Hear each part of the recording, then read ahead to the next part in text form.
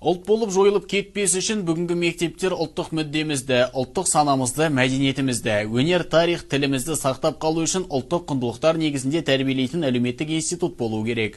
Осы мақсатта қолға алынған кездесулердің бірі Жуалыда жалғасын тапты. Тәрбие негізі ұлттық құндылықтарда тақырыбы аясында Жазушылар одағының мүшесі Меңдібай Әбілұлы лицей оқушыларымен кездесті.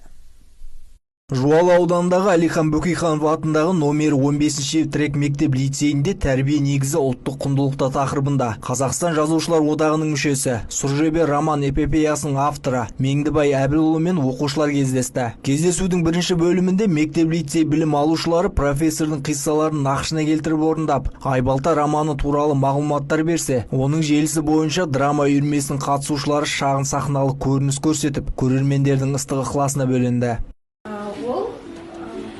Ол күн күркіреп жаңбырдан кейін жер бетіне жайқала шыға келеді. Екінші бөлімде Меңдібай Әбілұлы мен лицей директоры Руслан Сайлаубаев TEDx форматында жалғастырды. Бөлімде ұлттық педагогика идеяларын басшылыққа ала алу, әлемдік білім беру тәжірибесінің озық үлгілерінің нәтижелерін тиімді пайдаланып, қоғамдық өмірдің барлық саласында ұлттық және жалпы азаматтық құндылықтарды қабылдай алатын жаңа дәуір оқушысын қалыптастыру мәселелері қозғалды. Кеш соңында білім алушылар түрлі сауалдарын қойып, профессордан жауаптарын алды. Сонымен қатар трек мектеп лицей кітапханасына бірнеше кітаптар тарту етті. Ал оқушылар өз қолдарымен жасаған кәде сыйлығын естелік ретінде сыйға тартты.